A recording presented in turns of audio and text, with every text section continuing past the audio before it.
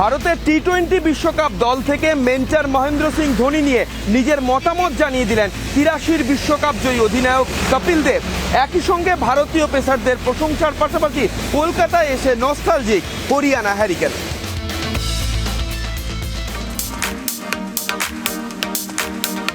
কলকাতায় একটি অনুষ্ঠানে বিশেষ অতিথি Kapil Dev Nikhanj.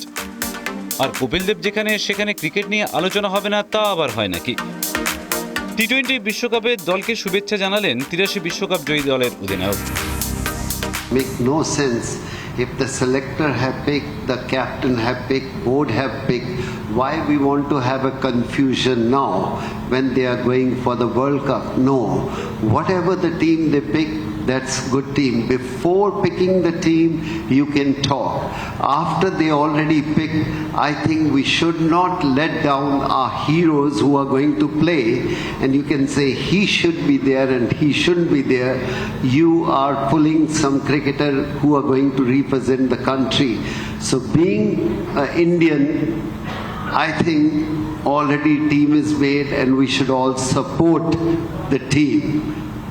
I can talk 10 things negative, but I'm not a negative person. I'm a positive person. I always think whatever come to the paper, good luck to them. I hope this team win. Mentor Mahendra Singh Dhoni প্রসঙ্গেও নিজের মতামত জানিয়েছেন Kapil Dev. It's very good. अच्छा है, इतना बड़ा player है।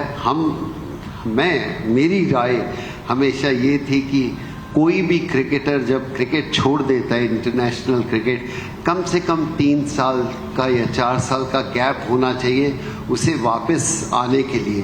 शायद ये स्पेशल है, वर्ल्ड कप है और रवि शास्त्री भी सेहत उनकी अच्छी नहीं है, तो इसलिए वो कोविड से बाहर हैं।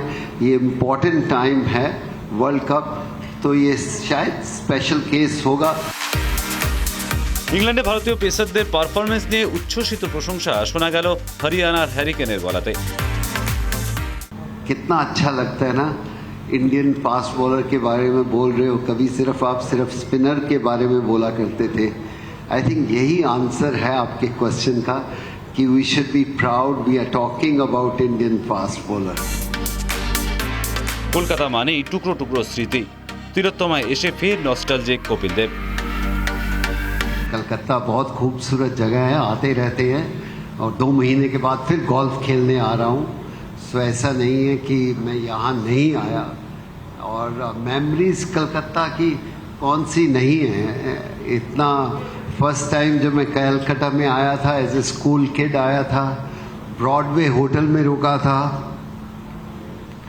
और याद की जो मैं बात कर रहा था, छोटी छोटी यादें हैं। ब्रॉडवे होटल में रुका था, इंडियन स्कूल की ट्राई के लिए बुलाया था, और उस समय सिर्फ एक ही वाइट ट्राउज़र थी जो खेलते हुए ख़राब हो गई। रात को धोकर खुद प्रेस कर कर अगले दिन ट्रायल देने गए थे। तो बहुत सारी यादें हैं और बहुत सारी खूबसूरत यादें हैं। মাস দুয়েক পরে আবারও কলকাতায় গলফ খেলতে আসবেন, তা নিজে মুখেই জানিয়ে দিলেন কপিল দেব। ভিডিও জার্নালিস্ট অতনু নাগের সঙ্গে সুখেন্দু সরকার, রিপাবলিক বাংলা।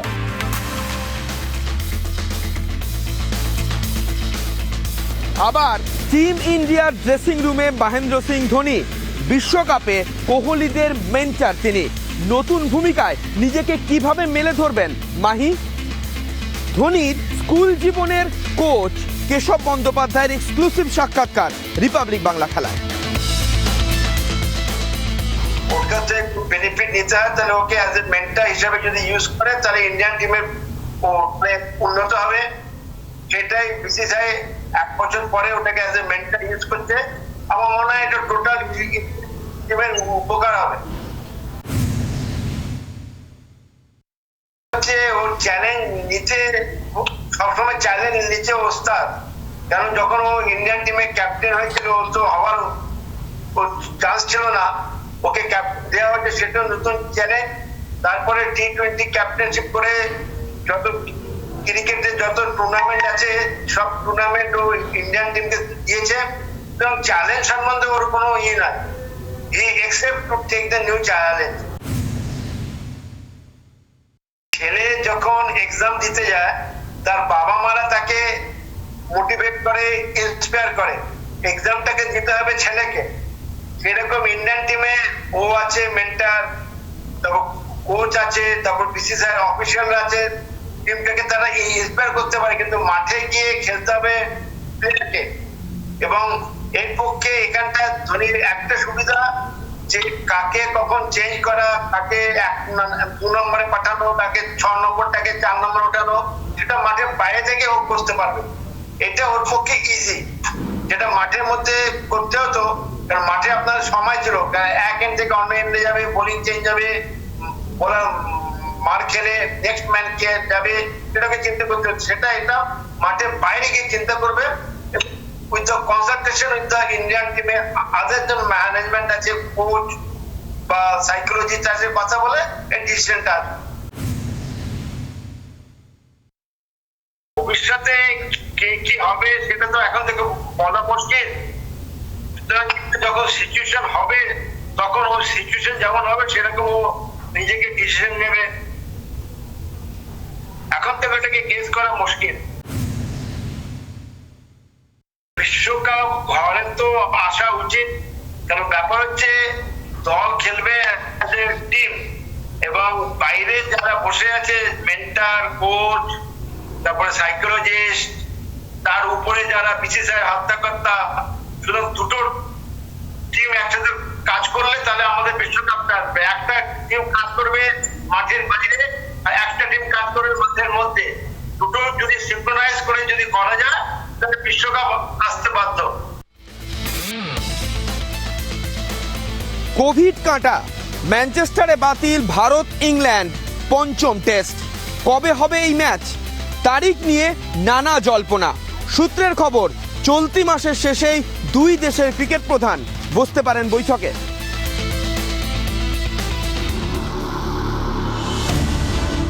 এ যেন অনেকটা ছোট গল্পের মতো। ভারত ইংল্যান্ড সিরিজ শেষ হয়েও শেষ হলো না। করোনার জন্য বাতিল ভারত ইংল্যান্ড সিরিজের শেষ টেস্ট। ওল্ড ট্রাফোর্ডে শেষ টেস্টের শুরুর আগেই করোনা আক্রান্ত হন এক ভারতীয় ফিজিও। ভারতীয় শিবিরে করোনার হানা। খবর প্রকাশ্যে আসতেই ম্যাচ রেফারির কাছে তাদের জয়ী ঘোষণা করে দেওয়ার দাবি জানায় ইংল্যান্ড। দাবি না মেনে ম্যাচ রেফারির সঙ্গে আলোচনায় বসে ভারত।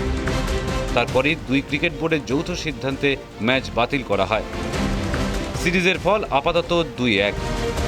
পঞ্চম টেস্ট হবে কবে? সূত্রের খবর, 22শে সেপ্টেম্বর ইংল্যান্ডে যাবেন বিসিসিআই সভাপতি সৌরভ গঙ্গোপাধ্যায়। তখনই ইসিবি প্রধান টম হ্যারিসনের সঙ্গে বৈঠক করবেন সৌরভ। পরের বছর আবার ইংল্যান্ডে যাবে টিম ইন্ডিয়া। বাকি ম্যাচটি তখনই হতে পারে বলে জোর জল্পনা। নটিংহ্যামে প্রথম টেস্ট ড্র। প্রায় এক দশক পর লর্ডসে টেস্ট জিতেছে টিম ইন্ডিয়া। লিডস টেস্ট জিতে নেয় জো রুটের ইংল্যান্ড। 50 বছরের সাপমুক্তি কাটিয়ে ওভালে টেস্ট জয় কোহলি অ্যান্ড কোম্পানির। ম্যানচেস্টারে পঞ্চম টেস্ট বাতিল। বিরাটদের ব্যাটে তেমন রান না এলেও ফর্মে কেএল রাহুল, রোহিত শর্মা, চেতেশ্বর পূজারারা, সেই সঙ্গে বোলিংয়ে মোহাম্মদ সিরাজ, জসপ্রীত বুমরা, মোহাম্মদ সামি, উমেশ যাদবরা ভরসা দিয়েছেন। রেকর্ড ভাঙা সিরিজে একটি ম্যাচ বাদ দিলে কার্যত রাজ করেছে টিম ইন্ডিয়া। সিরিজে এগিয়ে থাকলেও সিরিজ জেতা এখনও হলো না। ম্যাচ ড্র বা বিরাটরা জিতলে দ্রাবিড়কে ছুঁয়ে ফেলতে পারবেন বিরাট। প্রায় 1.5 দশক পর বিলেতের মাঠে সিরিজ জয়ের সামনে team India. Republic Bangla.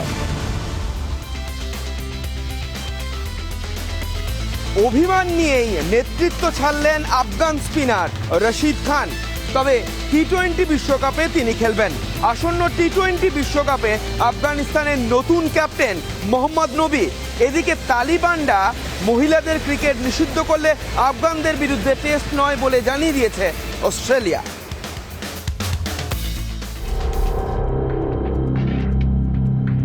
Afghanistan তালিবানদের দখলে কি হবে সেখানকার খেলাধুলোর ভবিষ্যৎ? বিশেষ করে মেয়েদের ক্রিকেট খেলায় বাধা তালিবানের, জানিয়ে রীতিমতো তোলপাড় ক্রিকেট বিশ্ব।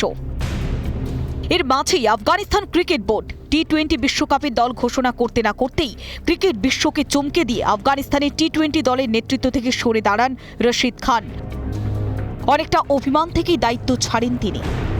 কেন নেতৃত্ব ছাড়লেন সেই ব্যাখ্যা দিয়ে রশিদ খান টুইটারে লিখেছেন, দেশের একজন সচেতন নাগরিক এবং জাতীয় দলের অধিনায়ক হিসেবে দল নির্বাচনে আমার গুরুত্ব থাকা উচিত।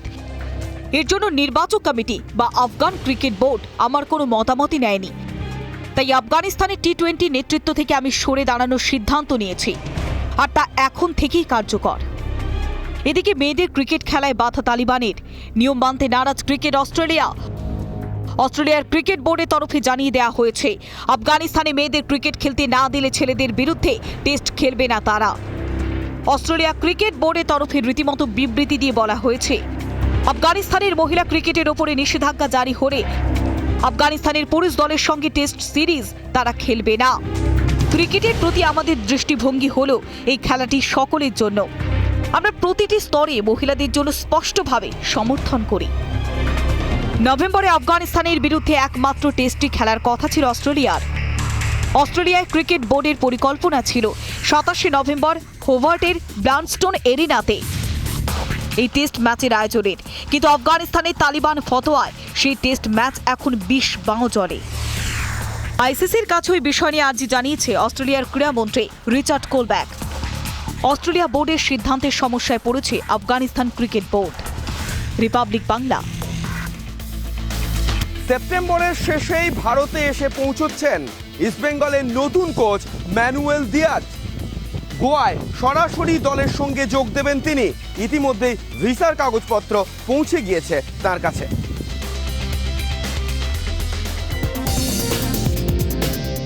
হাজার প্রশ্ন রেখে নতুন মরশুমে নতুন কোচের নাম ঘোষণা করেছে এসসি ইস্টবেঙ্গল। রবি ফাউলারের বদলে লাল হলুদের সারথি এখন ম্যানুয়েল দিয়াজ। স্প্যানিশ কোচের তত্ত্বাবধানে আইএসএলে খেলবেন শুভ ঘোষরা। হাতে সময় কম, কিন্তু কাজ অনেক। গত মরশুমে দেরিতে অনুশীলন শুরু করার ফল থেকে শিক্ষা নিয়ে তৎপর লাল হলুদ। ভিসার কাগজ ইতিমধ্যেই পাঠিয়ে দেওয়া হয়েছে দিয়াজের কাছে।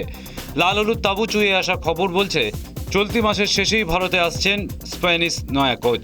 দলের সঙ্গে সরাসরি গোয়াতেই যোগ দেবেন তিনি। করোনার স্বাস্থ্যবিধি মেনে দল নিয়ে শুরু করবেন অনুশীলন। এমনিতে বড় দলের কোচিং করানোর অভিজ্ঞতা রয়েছে তাঁর। রিয়াল মাদ্রিদে বয়সভিত্তিক দলের কোচিং করানো ছাড়াও সি ও বি দলেরও কোচিং করিয়েছেন ম্যানুয়েল। এক নজরে দেখে নেওয়া যাক ম্যানুয়েলের কোচিং কেরিয়ার। 2002 থেকে 2006 রিয়াল মাদ্রিদে বয়সভিত্তিক দলের কোচিং করিয়েছেন। 2008 থেকে 2009 নাভেল কার্নেরো দলের প্রধান কোচ ছিলেন। 2009 থেকে 2013 রিয়াল মাদ্রিদ সি দলের কোচ ছিলেন। 2013 থেকে 2014 রিয়াল মাদ্রিদ বি দলের কোচ ছিলেন। 2014 থেকে 2016 প্যানফেরাদেনা দলের প্রধান কোচ ছিলেন। 2018 থেকে 2019 রিয়াল মাদ্রিদের বি দলের কোচ ছিলেন। 2021 হারকিউলিস দলের প্রধান কোচ ছিলেন। কি এমন হলো যে দু মরশুমে চুক্তি থাকা সত্ত্বেও দুপক্ষের সমঝোতায় ফাউলারকে বিদায় জানালো লাল হলুদ। তড়িঘড়ি কোচ করিয়ে নিয়ে আসা হলো ম্যানুয়েলকে। রিয়াল মাদ্রিদে কোচিং করানো আলেসান্দ্রো দু মরশুম আগে এই লাল হলুদেই কোচিং করিয়ে গিয়েছেন। তার তিক্ত অভিজ্ঞতা রয়েছে লাল হলুদের। এখন দেখার রিয়ালের প্রাক্তন কোচ ম্যানুয়েল আলেসান্দ্রোর ব্যর্থতা ঢেকে দিতে পারেন কিনা। রিপাবলিক বাংলা।